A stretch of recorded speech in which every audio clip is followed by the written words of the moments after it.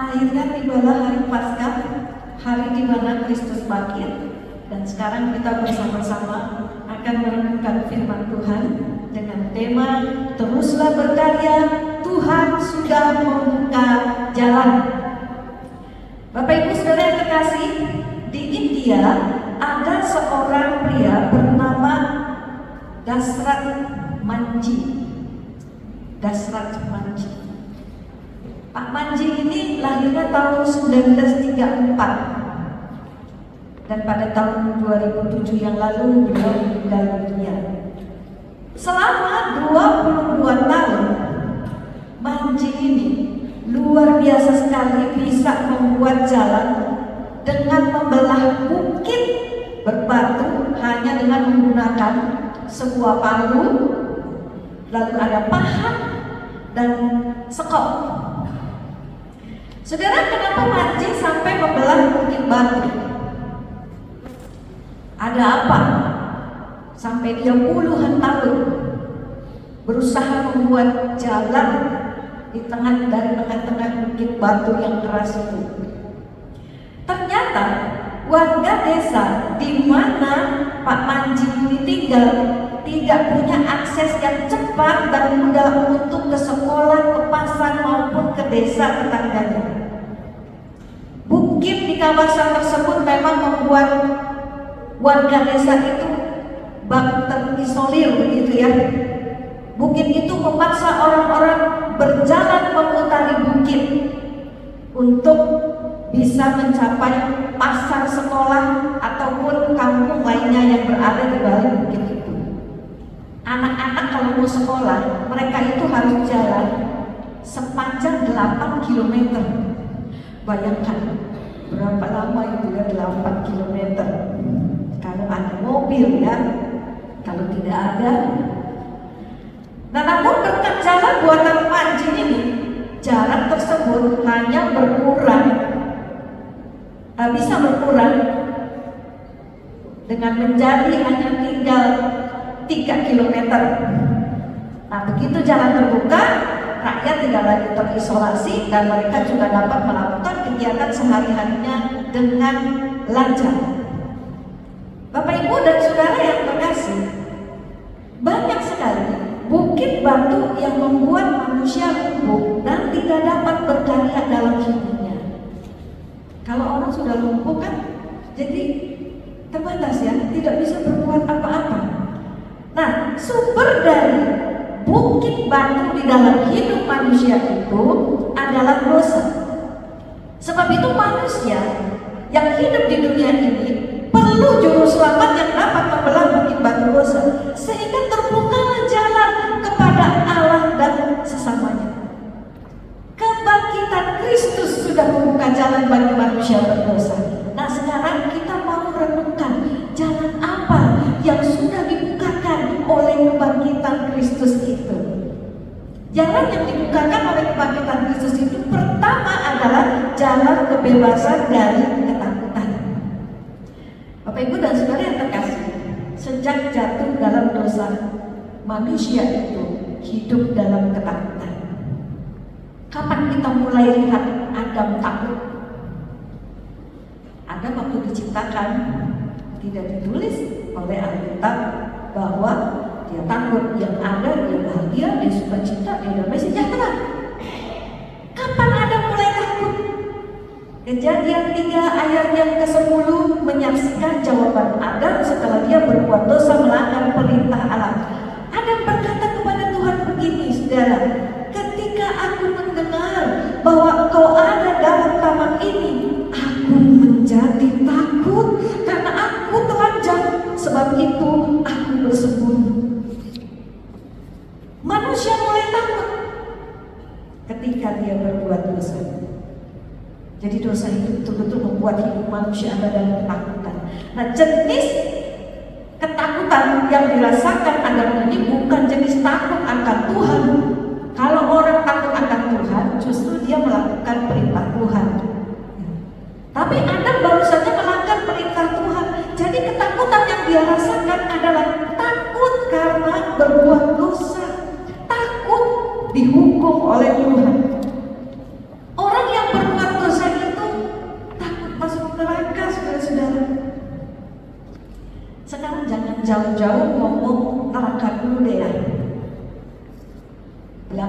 ini lagi viral kasus korupsi yang menimbulkan kerugian negara sampai 271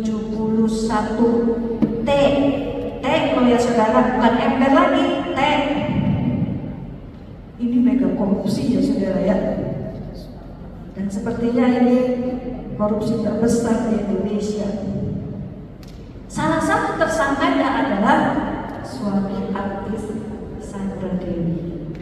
Medsos sudah menyebutkan hukumannya paling sedikit 20 tahun penjara dengan denda 1 miliar untuk sang suami. Selain itu, istrinya juga bisa menjadi calon tersangka karena dia dianggap sebagai koruptor pasif. Masa istri nggak tahu suaminya dapat duit dari mana? Gitu ya komentarnya. Itu duit banyak banget ya. Waktu digeledah saja ada 76 M. Tunai loh itu saudara ya. Saudara, kebayang nggak sama kita? Takutnya Sandra Dewi ini dijadikan tersangka koruptor. Bukan penjara yang menunggu dia. Bukan cuma penjara, tapi nama baik dirinya, keluarganya, masa depan keluarganya, terutama anak-anaknya yang ditakutkan bakal hancur. Ada orang bilang, ya, paling hukumannya juga sebentar. Entah kalau sampai di penjara, orangnya sih nggak di penjara, orangnya nggak tahu ada di mana. Ya. Namanya juga negeri Wakanda Konoha begitu ya. Saudara, zaman now ini hukuman sosial lebih menyakitkan dibandingkan hukuman apapun. Netizen Indonesia itu kalau sudah menghujat pelaku koruptor bisa bikin mental hancur. Takutnya luar biasa itu saudara ya. Sekarang itu semua terbuka di medsos dan orang harus betul-betul berhati-hati dalam berperilaku. Manusia takut dan banyak ketakutan dalam hidup manusia. Tuhan tahu manusia itu hidup dalam ketakutan sejak manusia jatuh di dalam dosa. Maka jangan heran, ketika Yesus bangkit, 3 wanita yang pergi ke kubur Yesus juga mengalami ketakutan. Sebetulnya mereka itu sudah dikuasai ketakutan sejak mereka melihat Yesus disalibkan di Golgota. Mereka trauma melihat penyalipan yang begitu sadis dan sangat kejam. Mereka juga takut saudara, diburu prajurit, diburu oleh mahkamah agama Yahudi. Itu sebabnya waktu mereka mengunjungi makam Yesus, mereka datangnya itu pagi-pagi buta, belum ada orang sama sekali. Malaikat yang hadir di kubur Kristus tahu kalau para ibu ketakutan semua. Sebab itu ia berkata, jangan takut. Kenapa? Ibu-ibu itu diperintahkan supaya jangan takut karena Yesus sudah bangkit. Matius 16 ayat 6. Jangan takut kamu mencari Yesus orang Nazaret yang disalibkan itu. Ia telah bangkit. Jangan lihat kubur kosongnya. Kalau cuma lihat kubur kosong, pikirannya bisa berpikir, ini mayat dipindahin kemana? Ini mayat siapa yang curi? Tapi fokusnya harus kepada Yesus yang bangkit. Setelah kebangkitan Yesus, wanita-wanita itu berubah menjadi wanita pemberani. Mereka itu gak dikuasai lagi ketakutan. Mereka ada di dalam kumpulan para murid yang menantikan turunnya Roh Kudus. Kalau kita baca Kisah 1 ayat 14, di situ disebutkan mereka semua, yaitu para murid, bertekun dengan sehati dalam doa bersama-sama dengan beberapa perempuan. Jadi nggak cuma ada laki-laki, ada ibu-ibu juga di sana yang menyaksikan kebangkitan Yesus. Yang luar biasa bukan cuma para wanita yang dibebaskan dari ketakutan, murid-murid Yesus juga dibebaskan dari rasa takutnya. Mereka tidak lagi jadi orang yang sama setelah Yesus bangkit, karena Yesus itu sudah membuka jalan kebebasan dari ketakutan. Bapak, Ibu, dan saudara yang terkasih, hari ini apa yang membuat kita takut?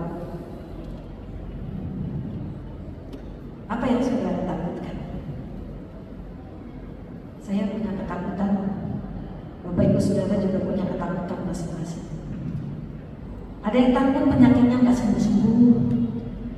Ada yang takut usaha pekerjaannya nggak lancar. Ada juga yang takut nggak dapat pasangan hidup. Ada yang takut mikirin masa depannya yang nggak jelas. Dan ada yang takut karena sedang berbuat dosa. Takut ketahuan, takut akan akibatnya, tapi tidak sanggup lepas dari dosa-dosanya. Apapun penyebab ketakutan itu, saudara, setiap ketakutan itu bisa membuat kita ini lumpuh. Setiap ketakutan itu membuat kita tidak dapat berkarya dengan maksimal. Kita hanya jadi orang Kristen seadanya saja, tidak bisa melakukan rencana Allah, tidak bisa menggenapkan apa yang Allah sudah rancangkan buat hidup kita dan sekitar kita. Bapak Ibu dan Saudara terkasih, Tuhan mau kita ini bebas dari ketakutan kita masing-masing. Nah, caranya kita bebas dari ketakutan kita ini gimana? Sebetulnya cara paling sederhana itu adalah seperti para ibu yang melihat kubur kosong. Begitu dikatakan kepada mereka, Yesus bangkit, mereka ini percaya, saudara. Jadi kata kuncinya itu adalah percaya, iman. Kalau orang mau bebas dari ketakutannya, dia mesti percaya bahwa Yesus itu bangkit, Yesus itu hidup, dan Yesus sanggup membuka jalan bagi setiap persoalan yang menakutkan dirinya. Saudara, kematian itu jadi masalah terbesar buat hidup manusia. Kematian itu membuat manusia ketakutan. Siapa di sini yang tidak takut mati? Ada yang tidak takut mati? Saya yakin kalau kita tidak percaya Yesus, kita semua takut mati. Kenapa? Karena tidak ada yang menjamin kita masuk surga. Betul? Kita nggak punya jaminan. Nanti kalau kita mati di sana, siapa yang bawa kita ke surga? Kebangkitan Kristus membuat kita tidak lagi takut mati. Nah, untuk masalah yang besar ini saja Tuhan mau membuka jalan, apalagi untuk masalah hidup kita yang lainnya. Jadi saudara, kalau hari ini kita sedang merasa ketakutan, kuatkan hati kita ini untuk percaya kepada Tuhan. Iblis itu sering bekerja di pikiran kita, ya. Kadang dia sering memasukkan pikiran-pikiran yang membuat kita khawatir, takut, cemas. Kita berpikir itu pikiran kita sendiri, padahal itu ditebarkan iblis di dalam pikiran kita. Kalau iblis membuat kita berpikir, nggak mungkin persoalan ini bakal beres, nggak mungkin masa depan saya cerah, nggak mungkin penyakit saya sembuh, kita jangan diam aja ya saudara.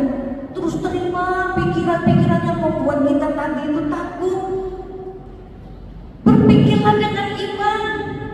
Katakan di dalam pikiran kita ini, gak mungkin juga Tuhan membiarkan saya dengan persoalan ini. Pasti ada jalan keluarnya.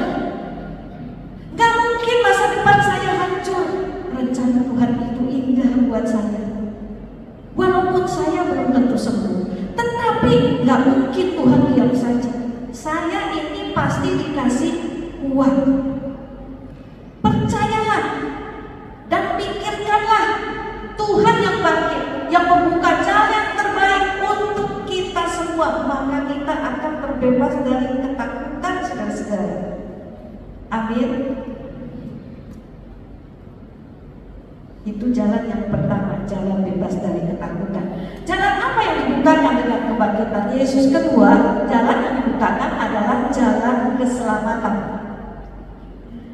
Bapak, Ibu, dan Saudara terkasih, semua orang di dunia ini hidup untuk cari selamat. Betul ya? Kita hidup di dunia ini saja mau selamat, kita tidak mau celaka. Masalahnya, hidup itu bukan berakhir di dunia ini saja, tapi hidup ini ternyata kekal. Tubuh fisik kita tidak tahan lama. Kalau tubuh fisik ini sudah tidak kuat lagi, maka tinggal roh kita yang hidup. Nah, roh kita ini kekal. loh ya saudara. Kekal. Masalahnya kita ini hidup kekalnya di mana? Karena setelah kematian, menurut Alkitab hanya ada 2 tempat. Pertama, tempat istirahat yang penuh dengan sukacita dan kebahagiaan. Kedua, tempat penyiksaan. Kalau orang disiksa itu, namanya bukan istirahat, tapi menderita. Di dunia sudah menderita, di kekekalan menderita lagi. Ketika Yesus bangkit, Yesus jamin keselamatan bagi kita yang takut pada kematian. Coba kita perhatikan Markus 16 ayat 8c ya. Di situ dikatakan, sesudah itu Yesus sendiri dengan perantaraan murid-muridnya memberitakan dari timur ke barat berita yang kudus dan tak terbinasakan tentang, perhatikan saudara, keselamatan yang kekal itu.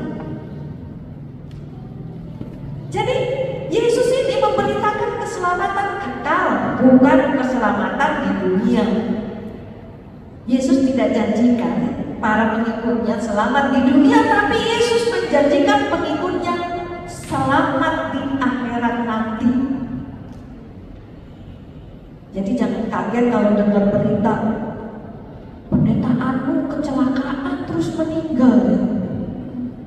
Dia gak selamat di perjalanan. Pendeta kok gak selamat ya? Mana janji kebangkitan keselamatan Yesus? Ya memang Yesus tidak menjanjikan keselamatan di dunia ini. Di dunia ini kita mungkin tidak bisa selamat. Yesus sendiri gak selamat kok saudara ya. Dia itu justru disalib, dibunuh, mati usia 33 tahun. Selamat gak? Gak selamat menurut manusia. Tapi di kekekalan ini, kita yang percaya dan menaruh harap pada Yesus akan dapat keselamatan kekal. Jadi setelah mati, jangan takut, jangan khawatir, kita ini akan selamat terus saudara. Amin. Saat Tuhan bangkit, Tuhan buka jalan keselamatan bagi manusia berdosa. Hidup kita tidak lagi sama. Kita gak perlu takut lagi pada kematian. Gak perlu takut lagi mati. Ke rumah duka kita berani. Orang yang tidak percaya Yesus ke rumah duka aja takut saudara.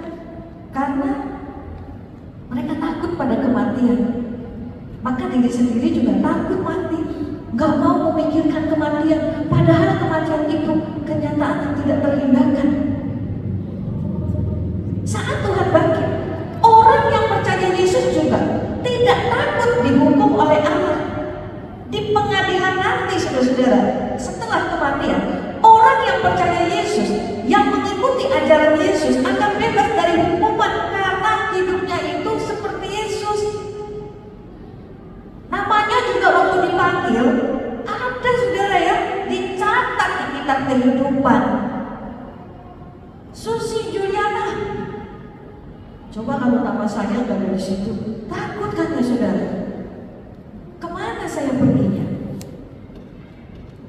Orang yang percaya kepada Kristus, yang menerima kebangkitannya, dia akan menerima keselamatan kekal. Bapak Ibu dan saudara terkasih, Tuhan sudah membuka jalan keselamatan. Kita tinggal percaya dan berjuang untuk hidup sesuai jalan keselamatan yang Tuhan sudah bukakan. Karena Tuhan sudah buka jalan, kita harus berkarya. Berkarya apa? Berkarya seperti para murid. Beritakan Injil. Siapa yang belum ke gereja, ajak mereka ke gereja, ajak mereka percaya Yesus. Saya ini bisa ke gereja, bisa percaya Yesus sampai jadi hamba Tuhan karena diajak oleh tetangga saya yang sederhana hidupnya. Mereka lihat saya ini backgroundnya keluarga percaya Konghucu begitu ya, tapi kewihara juga enggak. Jadi mereka ajak saya ke gereja. Yuk ke gereja Sus. Berapa kali mereka ajak saya enggak mau terus. Ayo ke gereja, kamu nanti senang ada di gereja. Saya terus diajak sampai saya percaya Tuhan. Di gereja lah saya dengar tentang jalan keselamatan dari Kristus. Jadi yang namanya ngajak itu gak bisa cuma sekali, saudara. Sekali gak mau, 2 kali gak mau, 3 kali gak mau. Siapa yang tahu 4 kali dia mau datang ke gereja dan percaya Tuhan. Sambil terus berdoa, jangan pernah bosan ajak orang ke gereja. Buat apa? Supaya mereka percaya Yesus, supaya mereka juga menjadi pengikut Yesus dan menerima anugerah keselamatan sama seperti kita. Kita bersyukur ya, para pendiri gereja ini, termasuk Bapak Ibu yang sekarang ini masih ada ya, adalah orang-orang yang giat memberitakan Injil. Siapa saja yang belum ke gereja diajak untuk mendengar berita Injil, maka gereja ini bisa berdiri dan di sini orang-orang juga boleh bertumbuh mengenal Kristus. Bersyukur sekali untuk apa yang sudah dikerjakan oleh para pendahulu kita. Sebab itu, mari kita menularkan semangat memberitakan Injil itu. Karena semangat memberitakan Injil itu menular, saudara-saudara. Mari kita terus bangun semangat memberitakan Injil ini, supaya lebih banyak lagi orang yang bebas dari ketakutan dan mendapat keselamatan kekal. Selamat Paskah Bapak Ibu dan saudara semua. Teruslah berkarya, Tuhan sudah buka jalan.